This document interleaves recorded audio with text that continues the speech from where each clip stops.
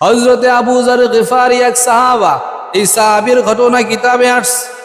যখন প্রথম কালেমা পড়ে মুসলমান হইলেন, আল্লাহর পয়গম্বর বললেন, হে আবু যর, তুমি গোপনে নামাজ পড়বা, গোপনে রবকে ডাকবা, প্রকাশ্যে কিছু করবা না, তাইলে তোমাকে কাফেররা মারবে, অনেক অত্যাচার করবে। হযরতে আবু যর ডাক দিয়ে বলে, পয়গম্বর, আপনি আমাকে যেই এক আল্লাহর দিকে ডেকে কালেমা ওয়ালা বানাইলেন, আপনাকে আমি প্রশ্ন করতে চাই, আল্লাহ কি সত্য নাকি? নবী বলে, হ্যাঁ আল্লাহ সত্য। আখিরাত সত্য? বলে হ্যাঁ সত্য। জান্নাত জাহান্নাম সত্য? বলে হ্যাঁ সত্য। আপনি নবী, আল্লাহর তরফ থেকে নবুয়তি নিয়ে দুনিয়ায় আসছেন, এইটাও সত্য? বলে হ্যাঁ এটাও সত্য। তাইলে আমি আর গোপনে কিছুই করব না। সব যদি সত্য হয়, পৃথিবীর সব উল্টায়া যাক, আমি প্রকাশ্যেই কালেমার দাওয়াত দিব। এই সিদ্ধান্ত নিয়ে হযরতে আবু যর মক্কার মেইন পয়েন্টে ওই জায়গায় দাঁড়ায়, শহরের ভিতরে আবু যর দাঁড়িয়ে যখন মানুষদেরকে বলতেছিল, ইয়া আইয়ুহান নাস কুলু লা ইলাহা ইল্লাল্লাহ তুফলিহুন, নবীর এই হাদিস যখন বলতেছিল, এ মানুষ সকল, তোমরা বলো আল্লাহ ছাড়া আর কেউ নেই, তোমরা সফল কাম হয়ে যাইবা। আল্লাহকে রব বলে মানুষ সফল কাম হয়ে যাইবা। কথাটা বলতে দেরি বেঈমান মুশরিকের দল সবাই একত্র হইয়া আবু যরের উপরে একেবারে হামলা করতে শুরু করলো। এমন ভাবে আবু যরকে মারে, কিতাবের বর্ণনা আসছে, আবু যরকে মারতে মারতে একেবারে বেহুশ হওয়ার পর্যায়ে নিয়ে গেছে। একেবারে মারতে মারতে আবু যর এখন মরে যাবে যাবে ভাব। এমন অবস্থায় ওই কাফের মুশরিকদের পক্ষ থেকে একজন বলল, এ দাঁড়া, এর চাইতে বেশি আর মারিও না, যদি মরিয়া যায় এ তো গেফার বংশের লোক, ওদের সামন দিয়ে আমাদের সিরিয়ার ব্যবসার উদ্দেশ্যে যাওয়া আসা করতে হয়, যদিও মরে যায় ওই গেফার বংশের লোক, তারা বড় শক্তিশালী, তারা আমাদের কাউকে ছাড়বে না, ওরে মারি একেবারে মাইরা ফালায়ও না, এবার ছাড়িয়া দাও। এরপর কিছুটা ক্ষান্ত হইছে, আমার পয়গম্বর আবু যরকে দেখে চোখের পানি ফালায়। পয়গম্বর বলে, আবু যর, তোমাকে না বললাম গোপনে বলবা, এখনো আমাদের ওই সময় আসে নাই রে আবু যর।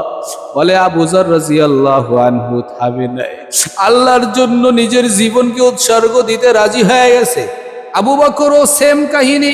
হযরতে আবু বকর, এই সাহাবাও যেই দিন কালেমাওয়ালা হইলেন, এই হযরতে আবু বকর রাদিয়াল্লাহু তাআলা আনহু কালেমার দাওয়াত দেওয়ার জন্য যখন মক্কায় দাঁড়ায়, সকল মক্কাবাসী আবু বকরকে এমন ভাবে মারছে যেটা ইতিহাস বিরল।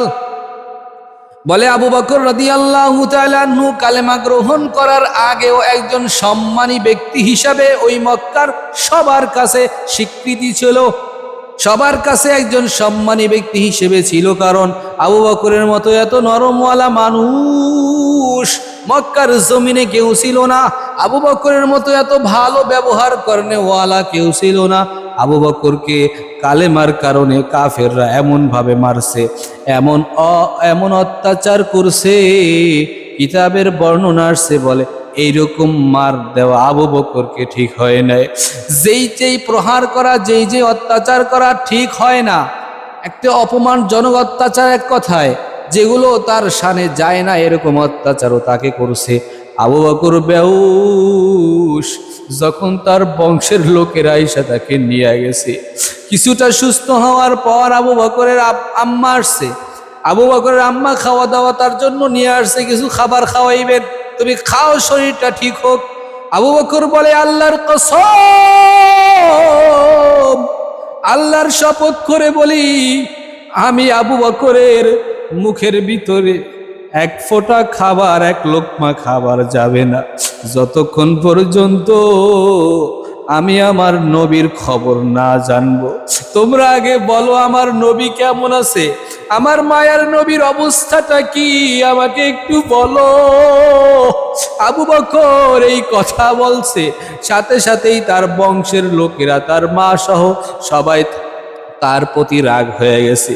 আরে যার কারণে আজকে এত মার খাইলা, মৃত্যুর মুখে পড়লা, এখনো তার কথাই বলতেছো, এই কারণে একটু রাগ করছিল। কিন্তু আবু বকর খানা খায় না, আল্লাহর নামে শপথ করে বসছে, আমি আমার নবীর খবর না শোনা পর্যন্ত খানা খাইব না। এর মধ্যে একজন আয়েশা উম্মে জামিল নামে বলে, তোমার ওই মুহাম্মাদের খবর আমি জানি, সে ভালো আছে, সে ভালো আছে, তুমি টেনশন করিও না, তুমি খাবার খাও। আবু বকর বলে, আমাকে তাড়াতাড়ি মুহাম্মাদের দরবারে নিয়ে যাও, আমার পয়গম্বরের চেহারা মোবারক না দেখে আমি খাবার মুখে নিব না। আবু বকরের এই আকুতি দেখে সর্বশেষ তাকে নবীর কাছে নেওয়াই লাগছে। আরে নবীর উম্মতের দল, এই দুইজন সাহাবা, বিশেষ করে আবু যর গিফারি আর হযরতে আবু বকর, এই দুইজনের কথা কেন বললাম? এই দুইজনের ইতিহাস থেকে আরো অন্যান্য সাহাবায়ে কেরামের ইসলামের জন্য তাদের জীবন বিসর্জন দেওয়ার, জীবনটাকে বিসর্জন দেওয়ার ইতিহাসের কোনো শেষ নাই। কয়জনের কথা আপনাদেরকে শুনাইব, দুইজনের থেকেই আজ শিক্ষা গ্রহণ করেন।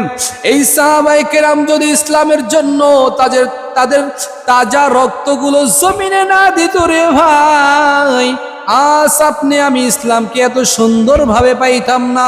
এজন্য আজ এত সস্তা ইসলাম পাইয়া নামাজ সারিও না, কালেমা সারিও না।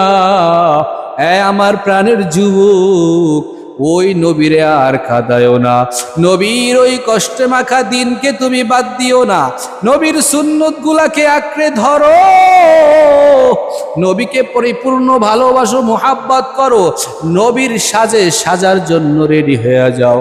কারণ তোমার একটা সময় সামনে আসতেছে, যেই দিন তুমি মরণের বিছানায় চলিয়া যাইবা, সেই দিন তো যুবক তুমি এমন একটা সাজে সাজবা, ওই দিন বাধ্য, তুমি তো কিছু বলতে পারো না।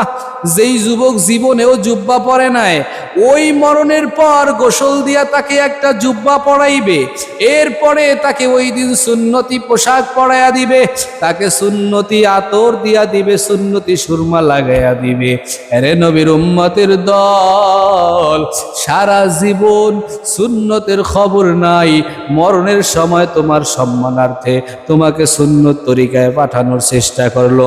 মিল্লাতা আবিকুম ইব্রাহিমা হুয়া সাম্মাকুমুল মুসলিমিন, আল্লাহর পয়গম্বর সাল্লাল্লাহু আলাইহি ওয়াসাল্লামের বন্ধু হয়, আমাদের বাবা হয় কে? হযরত ইব্রাহিম।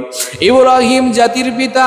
এই ইব্রাহিম নবী, তার ব্যাপারে আল্লাহ আয়াত বলে, মিল্লাতা আবিকুম ইব্রাহিম।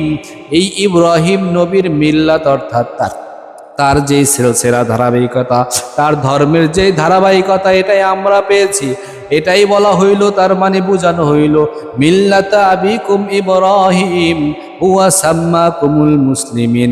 ইব্রাহিমের মিল্লাতের নামেই মুসলমানদের নামকরণ করা হয়।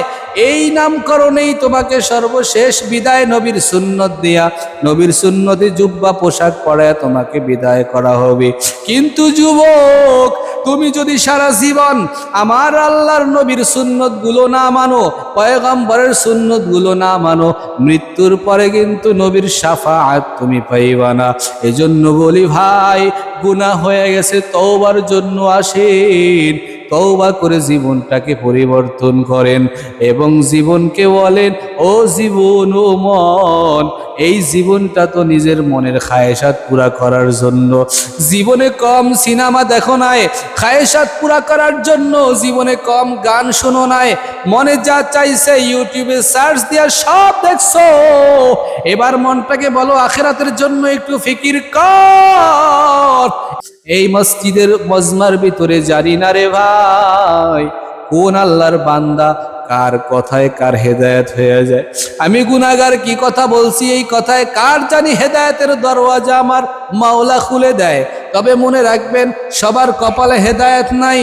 আল্লাহর নবীর মুবারক জবানের বয়ান সবাই শুনছে।